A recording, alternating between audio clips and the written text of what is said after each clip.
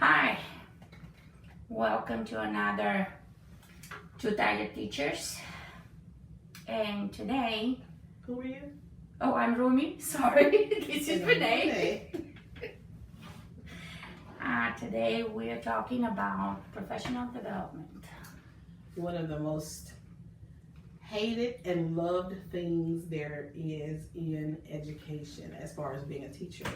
It's one of the things that you hear teachers either they love what they hear or they absolutely hate going to professional development. Absolutely. So we're going to talk a little bit about that today. So I'll just start with this. I was looking at some research, and the research confirms that the most important factor in a student's success is the quality of instruction. And I have no qualms with that. Personally, I don't think that shocks anybody that's in education, that if you're currently a teacher, if you've been a teacher in the past, if you're thinking about being a teacher, I'm sure that you understand that first instruction, deliberate first instruction, is probably the most important thing for your student. Yes. So with knowing that, quality first instruction is what is required in any district as you're interviewing or you're looking up things about the district, you're going to read things where they're talking about quality first instruction. So with that said, why do we have such a big problem with professional development? Engagement. Okay. That's number one. And in my opinion, the way that it's presented to the teachers, because it has to cover every single teacher of every single level, it's too broad. So in that case, it's kind of not too specific, and it's very difficult to find classes or courses that are specific for what I need. Right. So when I was going through all of this and I was looking at it, and even when I was thinking about my own experience with professional development, what I found there were some commonalities in why people pretty much hate professional development. And so I'm just going to read straight from this list, straightforward. One of the reasons, it says that too many and sometimes conflicting goals and priorities competing for teachers' time, energy, and attention. So number one, it's a time issue. Because most of the time, let's just be real, we're in class all day. So it's inconvenient to remove a teacher from their classes, during the day to have some kind of training. Then you have to think about, okay, then I have to go after school, or I'm going to have to go on a weekend, or, we're going to have to make time for this to happen. So sometimes the problem is that we have a lot of them that we have to do, because every district requires different things. True. Like we have in our district a certain amount of hours that you have to complete every year. When do we do them? Exactly. When? Am I supposed to get it in my sleep through osmosis? I know our district has gone to the thing where you can do everything, they call it training in your PJs, where you can do everything online. So now there's a lot of online trainings even at the district level. But again, when do I do it? Do I forego my family? Do I forego having a life? Do I forego sleep and all those things to do training? What do I do? How do you feel about that? Exactly the same way. And last school year, I was kind of put in the situation on the other side, the people that have to prepare and present a PD class, and it's a whole new experience and open eye about how you have to deal with the engagement of the teachers, because majority are not there because they want to, they just have to cover. So it's a requirement. So I looked through, first of all, what is a PD? And it says, definition straightforward, and I'm going to read. It's learning to earn or maintain professional credentials. So the part of learning, it's interesting, but the part that you have to do it to maintain your teacher certificate, it's completely out of questions. You have to do it. And then in the Glossary of Education reform, it says that it's a specialized training, a formal education, or advanced professional learning. So I kind of looked again and like, what is it? Specialized training. And it's where the door kind of opens for, if it's a specialized, it has to be just what I need for me. And then the formal education, so if you go in, obviously to have a teacher's credentials in our state, at least you have to have at least a bachelor's degree. And then if you go in for master's and then doctoral, whatever it is, that counts as a professional development. And the advanced professional learning was very interesting for me because turns out if you're taking classes for another certification, they apply as advanced professional learning.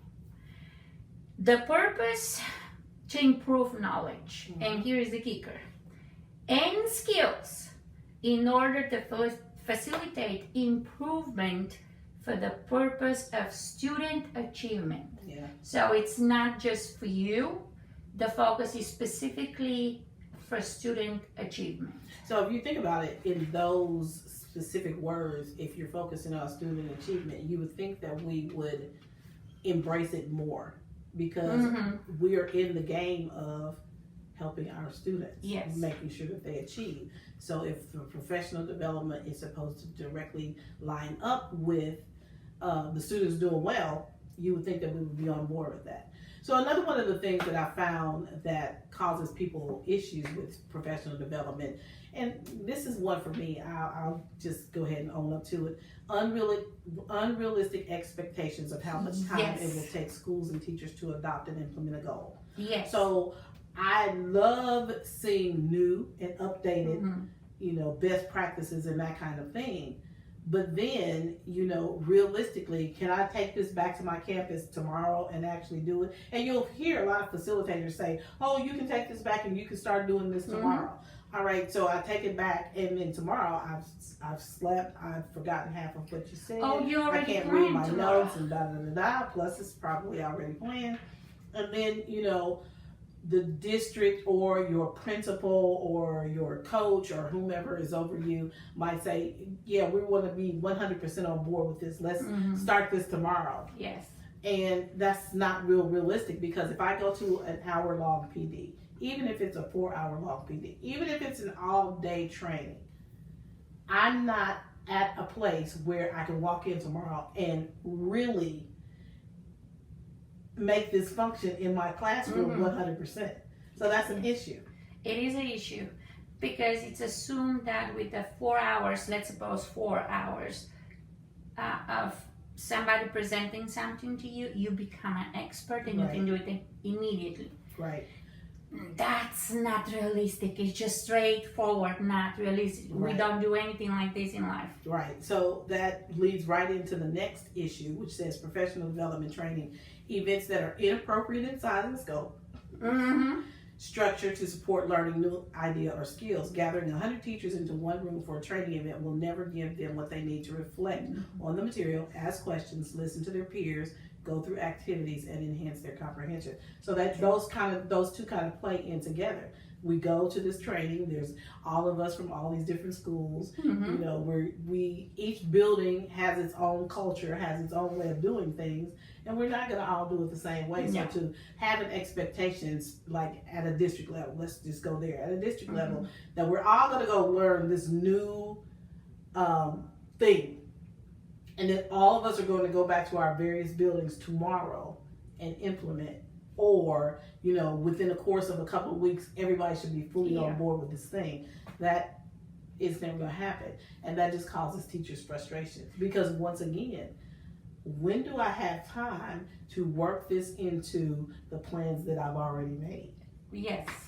And then the other part that I particularly have with this is you need to give me time to implement it.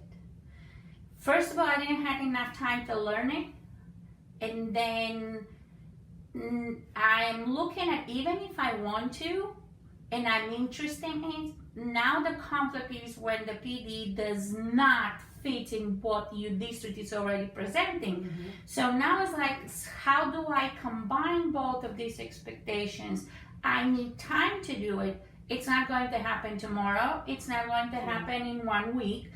Probably not in 1 month. And yet the expectation is to be immediate. Yeah. So that leads right into the next one. Perfect. It says the lack of support for teachers' implementation of new instructional practices. Research shows there's an implementation gap in teachers' professional development. They may learn, understand, and agree with the new idea or technique presented, but it's hard for them to implement the idea without ongoing support. Yeah. And how many of you know, many times we get these professional developments and the person that leads the training, you may never see them again. Or it may be months before you see them again. And in between that time, if there's a time, you have to just work that out on your own. You know, we're expected to, you know, I know we can email them or text them or, you know, go onto their support system or whatever, but that's not like having a person, you know, giving you some on the ground training. So that's a big issue too. And the last one that we have on here, it says failure to provide teachers with feedback about implementing new skills impact students' learning. If somebody goes somewhere and they sees this and they says, oh, this is going to be great, we should do it. And then they just bring it back to the district or bring it back to the school without having a conversation with the teachers to know what the teachers actually want and or need in their classrooms, this can be an issue too. So we don't always have a voice in the development that we have to go to. Because a lot of it is locked into what does your district want to do. And who on the top, it's liking something new at this time, which we have opinion of there's nothing new, which is recycling as usual, but it's kind of those parts of, oh, I like this model, let's take it, and this will bring it, but what are you doing in this precise time does not fit with what you're presenting me. So I have to figure out a way to merge these two things together and put it down. And in the same time, if I have a doubt, if I'm kind of stuck in something and I don't have the presenter or whoever the authority, the knowing person is in that area to help me with, then now I'm trying to figure out and put my own spin on it. And then when that person comes after 2 or 3 months, if we are lucky, it will be 2 months, then it's like, oh, no, that's incorrect, it's not how you do it. And well, yeah, but nobody was there to tell me how to do it, and is it working or not working? So it gets to the point when it feels like repressive, because I figure out something and I'm doing something wherever I know how to do it, because the support is not there. And the flip side of that coin is what many of us do, guilty as charged. We see these great things, we take the notes, we say we're going to do it tomorrow or, you know, within the next week, and then we come back to the room and we put it on the shelf. And that's as far as it goes. True. You know, until somebody comes in and has a conversation. Oh, what about? Yeah, it's over there. True. It's over there. I had every good intention of using it, but it just never happened.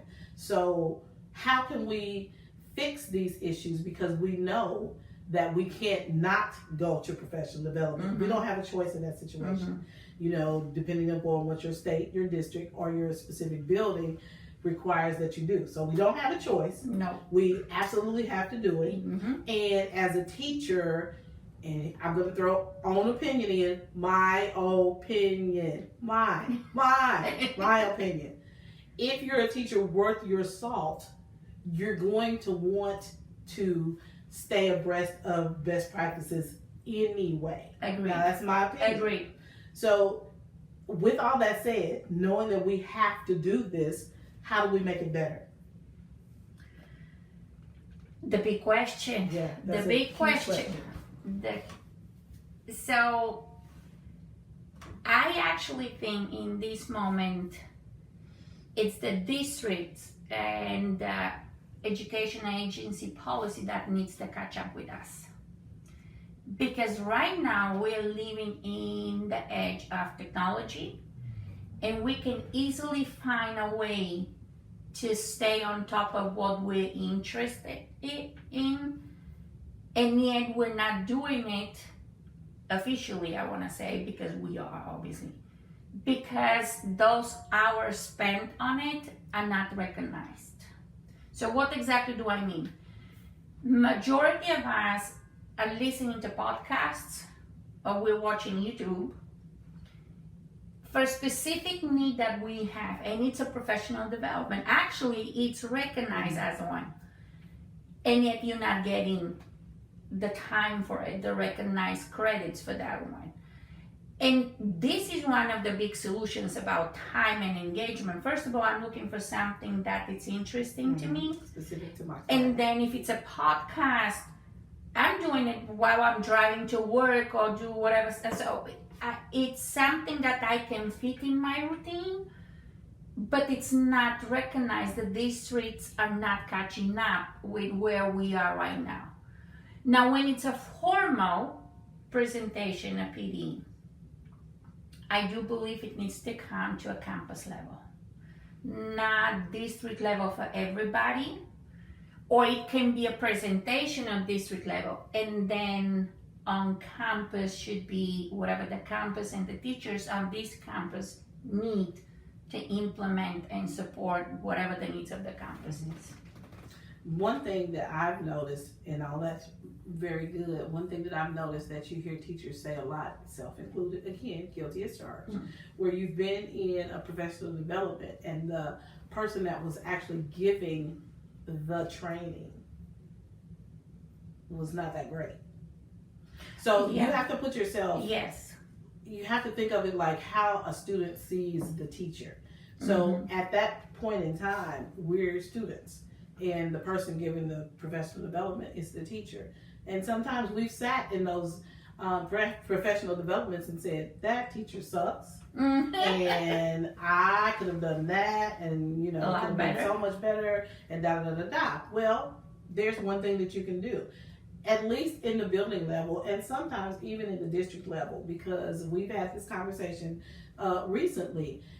They ask for people who would like to present. Yeah. If you know you have an expertise in this subject, or you found something that you think would be really good in your building or at your grade level or in your content area, that you think, oh, this would be awesome for me to share globally, so to speak, offer to do that professional development yourself. Yes. If you feel like you could present it better, then offer to do it yourself, rather than us continually complaining about this, that, and the other. We need to offer to do it ourselves, which is what led us to do this. Exactly. Some things we might be able to do it better. So if you can do it better and you have that confidence, go to the person in your building who's responsible for that and say, hey, I would like to present this training to the staff or to my grade level or to my content area, because I feel like it's an important thing. I feel like it would be good for our students, and I can do it. So that's one way that we can make professional development better, become more involved in it. Become actively involved in it, rather than continually complaining, because we're teachers, we're good at that. We hear it all the time. Oh, yes. You got your water cooler conversations, you got your lounge conversations, you got your quick hallway conversations. We're good for complaining. Yes. But we need to bring some solutions to the table, and that could be a viable solution. You do it. I agree. Completely agree on that one. And in my case, it was kind of a very rude awakening, because I was put in the place of presenter. And I couldn't choose what I wanted to present. So there's specific things that I'm presenting to the people, and in the same time, I feel like, well, this is not my strong side. If one question is addressed to me, I'm done. I don't know what to say. This is not something that I'm expert in. And yet, time comes where I have to present to the teachers how to do a flipped classroom. And because I have done it for years already, it was immediately rapid. It was to the point. I knew how to present every single, to explain the points, to present them, got the questions even involved other teachers in that presentation, and it was good. So involving yourself, getting out of that box that where it's very, very nice to sit and critique, guilty, right here. Just show to other people in the school what you know how to do and why is it working for you. Don't expect everybody to get it, but it's working because of this and because of the way that I'm doing it. And I think that's why I said majority of the PD should be on campus level for what it's working for the teachers in this campus and for the demographics in that campus. And so I think this conversation is gonna lend itself to campus level decisions, because Yes. we can't really do anything about what the district says or what the state No. says. We don't have any control of that. We just pretty much have to do what they say, unless, and I'll just throw this caveat in, we've had this conversation too, that you want to actually run for some kind of position or apply to some kind of position where you get to make those decisions. Now that's also a viable thing. I have a serious issue with people making decisions for my city, my state, my school district, whatever, and they've never even been in education.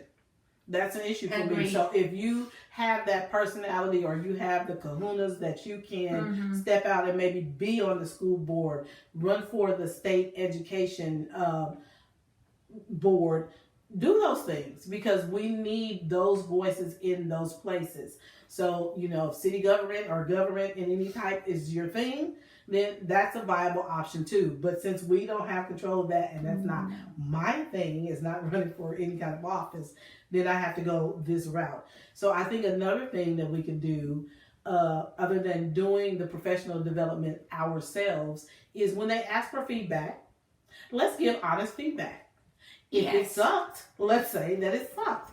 If it was not anything that was useful, let's say that it's not anything that's useful. I think, again, as teachers, I don't know what it is that we get all bent out of shape about telling the truth or giving accurate feedback when it comes to stuff like that. I think we're always thinking in our back of our head about some kind of retribution.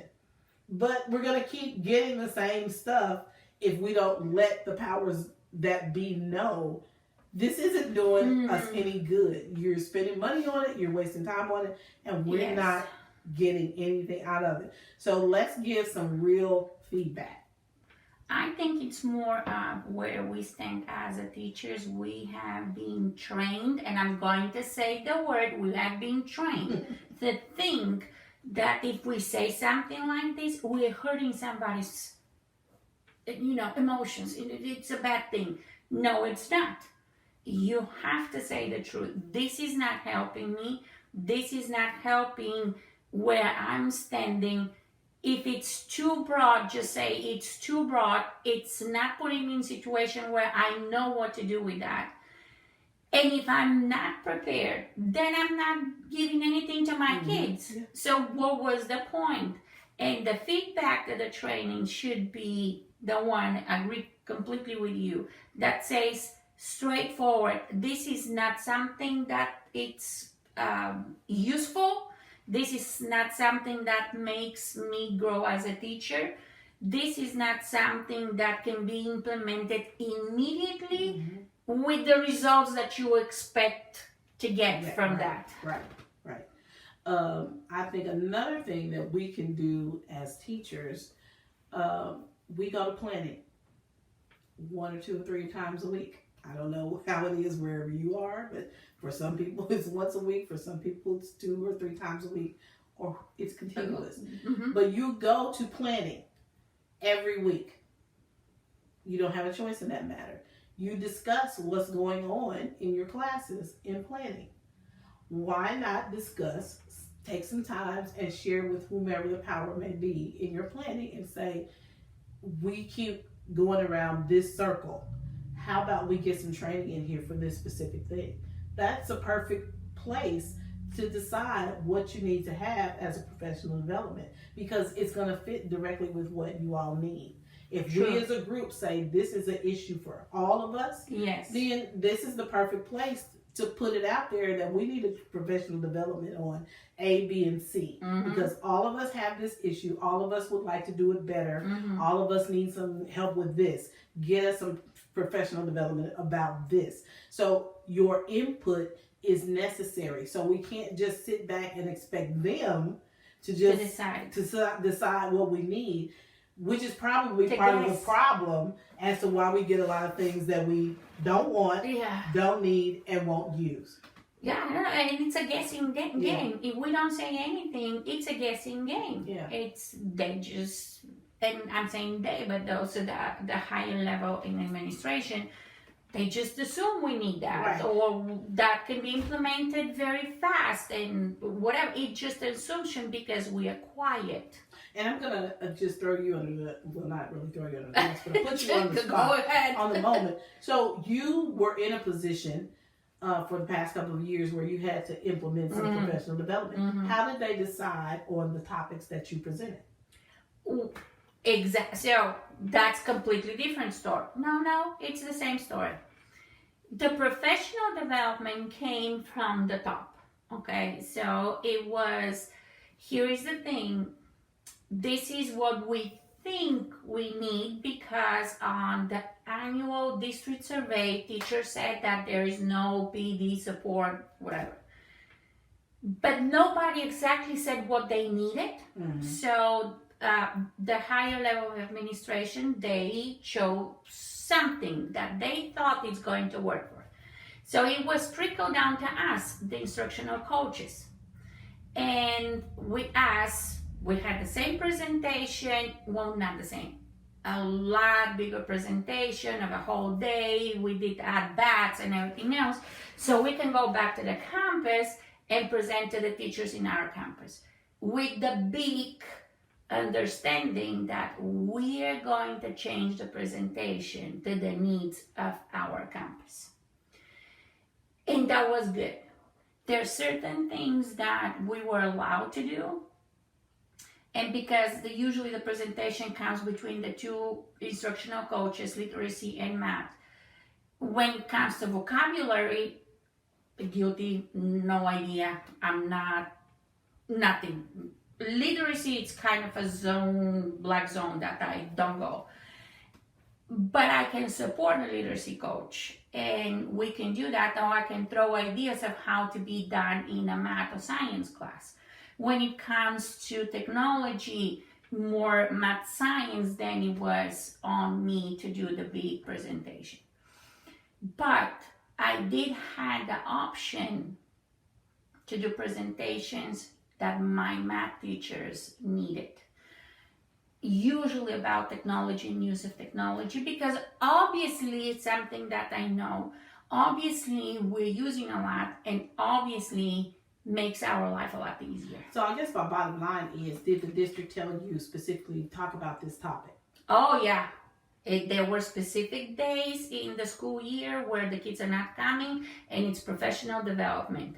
And you had to present on those days whatever the district was saying. Okay, so the things that the district said that you had to present on those days, where did they get, how did they choose those topics? Oh, somebody did. Somebody just pulled it out of the sky. Yes. So that's why I'm going back to, and I just wanted her to kind of throw that out there, because that's why I'm saying this is why your input is necessary. So that they don't continually just pull stuff out of the sky. They look at some data and they say, well, it looks like as a whole or as a state or as a district, this is what we need, so do that. Or here's a new gadget that somebody brought and said, here's the next one of these little camera things. Here's the next biggest, boldest thing. Yeah. Okay, do that. We're going to do that. So we need some input. You need to put some input in. That's kind of redundant. So that they know what to choose for professional development. Yes. You know my particular opinion in that thing. I do agree completely. It's raining. I do agree completely that our input needs to be heard. And in order for that to happen, it should be coming constantly from every single one of the teachers. Because, as you said, if we just leave it up, there was, oh, we need more support. Okay, well, I'll give you something that the higher level administrative team thinks it's good, it's nice, we're going to use it, and it's completely not working in the lower level. It just doesn't work with whatever else you want me to do. But now, because we didn't say exactly what we need, it's coming, they're assuming that this is what it is, this is what, and somebody fell in love in something. How many times we have new instructional theories that come and just, okay, let's redo it again and again and again. It's just not happening. It depends on us. Right. So I'm really going to step on some toes at this point. I'm just going to go ahead and throw that out there. You're probably going to feel some kind of way about what I'm going to say, but I'm going to say it because it's the truth. As teachers, we need to not be quite as arrogant as we can be. And we have to understand that we don't know everything. Let me lean in. We don't know everything. And we are students too. Yes, we're the teacher in the classroom, but we're supposed to be lifetime learners as well.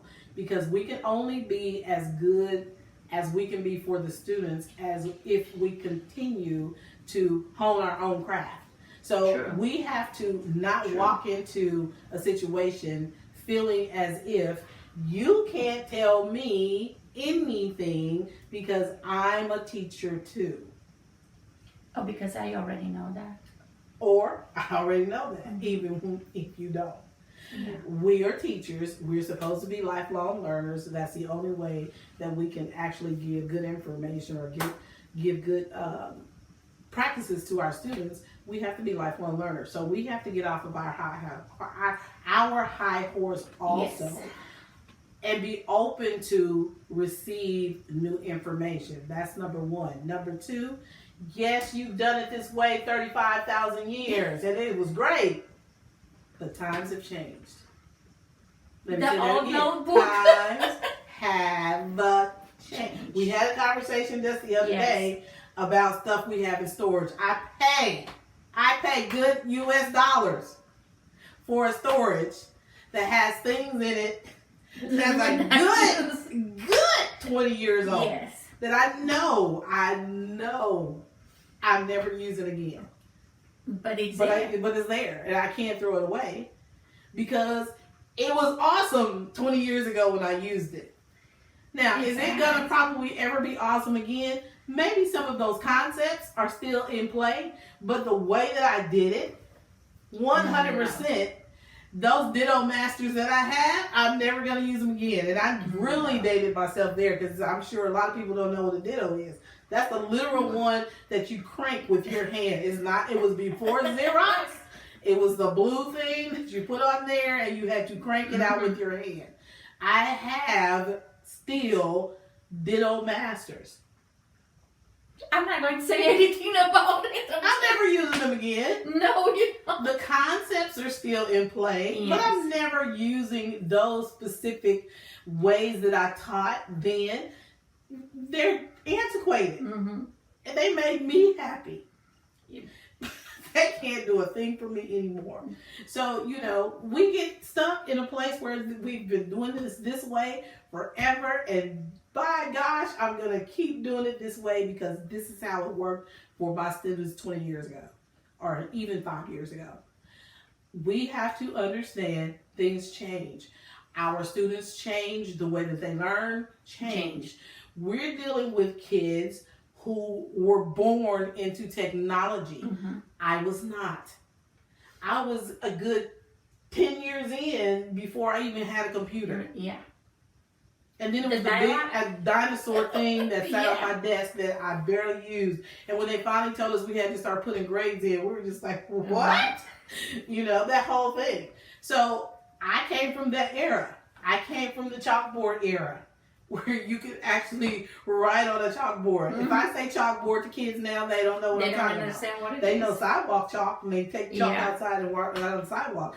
But I did some really great things back there with the chalkboard. I did some really great things with the overhead. I did some great things with the whiteboard. But guess Yeah. what? We have none of those things anymore. In my district, now you have a Promethean board. What? You have everything's electronic. So I have to change with the times. I have students that don't have the concept of doing some of the things the way that I did it. Now, can I adapt some of those things? Yes. Yes. I'm not saying you have to throw everything out. I'm saying it's going to have to change. So as they bring some of these things in that are now considered best practices, you have to realize our children have changed. They don't learn the same way. I think I have taken on some of their characteristics, like the squirrel thing, because I'm really off task with this rain. Yeah. I want to look out the window at the rain. Their attention span is this long. You know, if we're used to doing whole class kind of teaching, that doesn't work for kids whose attention span is this long. They've got to be constantly moving, changing, doing something. Am I saying they have to be on technology 24/7? No. You don't have to be on technology, but you do have to be moving and to keep them engaged. So telling them, everybody sit here, be quiet, sit still, Because I'm do it talking. this way because I'm talking, is not going to work. And if Exactly. you're in a classroom now, you know most of the time that doesn't work. It's going to work for you for a good 10 minutes. And it's And not. then you need to move on to something else. You need to go on. So we have to go into these professional developments understanding that our way is not the only way. And sometimes it's going to be beneficial for me to listen to this person and take in what they're giving me so that I can be better when I walk into my classroom. Right there. Now, you know me, I kind of jump on the wagon of I'm changing all of this because I actually didn't have choice. I had to do it. I decided I'm going to go to another country and teach in another country, and guess what? Completely different way of doing it and completely different way of understanding what you have to do. And then I became one of these people in education that I did have my notebook for 15 years. And I had this moment was that, but it has always worked, you know. And then suddenly you realize that your notebook, even though it's very nice, it's not something that it's in the life of our kids anymore. I hear a lot of this stuff, so they don't know how to multiply. Math teacher here kicks me. Believe me, kicks me. And yet, why should they if it's in the phone? You can ask Alexa to do that for you. Or Siri, depends on what you ask it. Google, whatever. You know, so you kind of have to go around, and when you go to these PDs, you have to be at least open to let me listen. And I was watching on a podcast with Neil deGrasse Tyson, my favorite of all times. And he said something very interesting that I actually wrote down. He said there are two types of teachers and employees. The first one, when you go and you ask them to do something, you get the reaction, not in my job description. And the other type is going to be, that's kind of new, haven't seen that one. Let me try, let me see if it works for me. Maybe you'll convince me. And he put all of the educators, all of teachers and educators, they have to be this type of employees. You have to be open to at least listen and try to see if it works for you. I'm not saying that you have to implement every single one. I'm not doing it. I will never do it. There are certain things as a teacher I will do, and there are certain things that if I start doing it, the kids in the classroom will flat out laugh at me. They know me better than anybody, I suppose, for a year. They will not believe it from me. So there's certain things that we have to do and adapt to us, certain things that they're not. But the intention of, I need to see what else is there. I'm open to at least listen to you and make the effort to try. This is where we should be as educators. Yeah. And I'm just going to throw this out here in our last few minutes before we sign off for today. And I just want to look you in your eye via whatever this is I'm looking at and say to you, there are some awesome teachers out here who should be sharing with us. Yes. So if you're one of those awesome persons, and I probably could call some names, but I won't. Mm-hmm. You need to really think about sharing your expertise with us, because what better professional development would that be than to have somebody who we know, we respect, and we know that they're awesome teachers. We know that they're doing phenomenal things in their classrooms. Yes.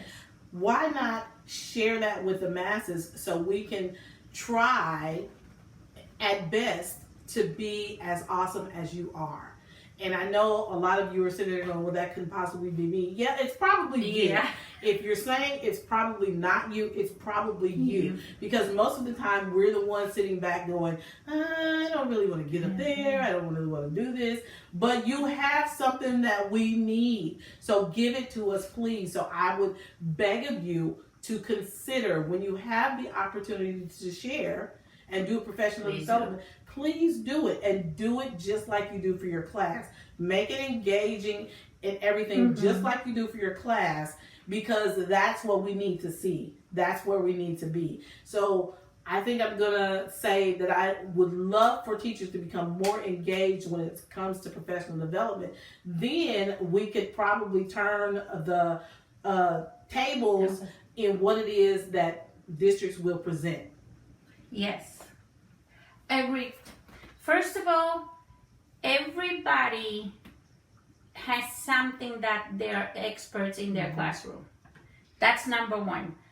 Then the part of engagement will completely disappear if those teachers do it exactly how they're doing it in their classroom. Because if you can engage 5, 6, 7, 8, 9, 11, 10 middle school teachers, you're my favorites, heroes.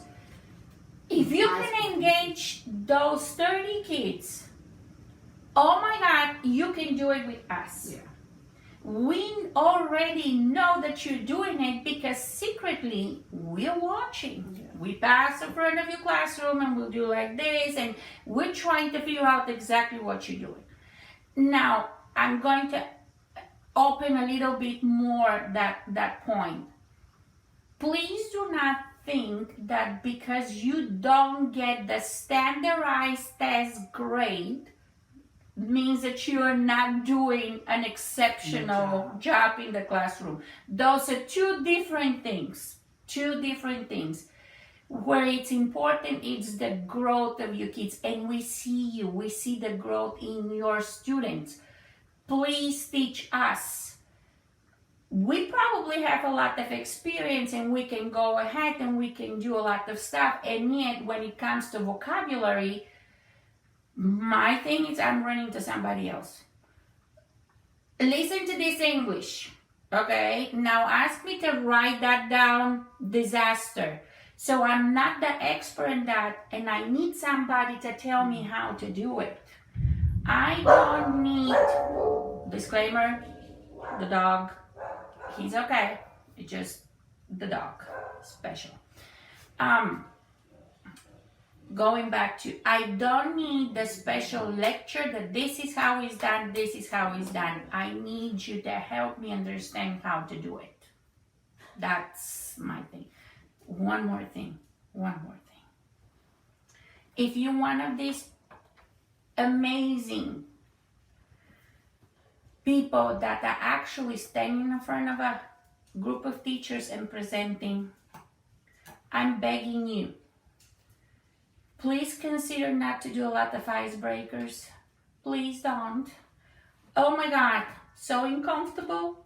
so uncomfortable. There are specific icebreakers, or is icebreakers still called that? I don't know.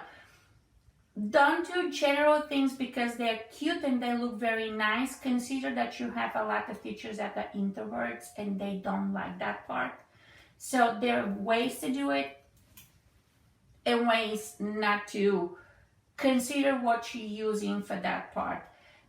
I was reading the other day when I was looking at, Caitlin Morris and her blog. That was very interesting point. Majority of the teachers will lose interest in the first 10 minutes of the class when an icebreaker is not working because they feel uncomfortable and the shutdown comes in the first minutes. This is like in your classroom. If you do some kind of anticipatory set and it doesn't go over well, it kills the whole lesson. We all know that. So again, you have to remember you're working with adults and you're not working with kids. So like she said, sometimes the icebreaker things just totally wreck it for the whole rest of the thing. But you have to be able to read your audience. So read your audience. You're a teacher. You can read your audience. You can do those quick informal assessments and see what's going on, and you know where you have to go.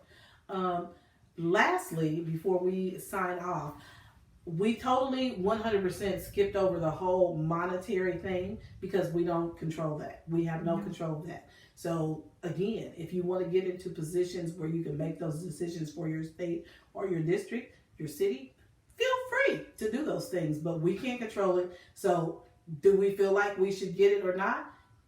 Is not relevant because we don't control it. No. So we're just under whatever the district says. So, or whatever the school budget might be, you're under those guidelines. So we specifically did not talk about those. So don't send us any questions about whether we should get paid or that kind of thing, because we don't run that. We don't have any control over that. So that's why I 100% skipped it. But I will say this. If there's any way that you can totally 100% be a part of the process to develop or bring about a professional development, my thing is do it. Do it. Yes. Then you'll complain less. Put yourself in the shoes of the people who are already out there having to do these things, and then it'll help you have an appreciation for it, and we'll complain less, and we'll probably get more of the things that we need when we put ourselves out there and become part of the process.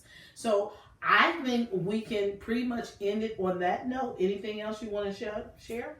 I think we kind of covered the necessity of it because it has to be done. We talk that there's a different ways now to do it, and the district will have to catch up with us. We're doing it. And the biggest thing is we need to be involved and be part of it. So pretty much covered everything that we wanted to. All right, and so I'm going to leave you with this. Understand that we need to, as educators, remember to keep the main thing the main thing. And the main thing is being there for our students. Yes. And it's being the best that we can be for our students so that they can be their best. Keep the main thing the main thing. And I'll sign out with that one. So we hope you enjoyed it. And as we say all the time, squirrel, as we say all the time, if you have any comments or questions or anything that you would like for us to talk about, go ahead and leave it in the comments or go ahead and send us an email. And we'll be glad to discuss or see what we can do with your thoughts. We thank you, and we'll see you next time on Two Tired Teachers. Bye.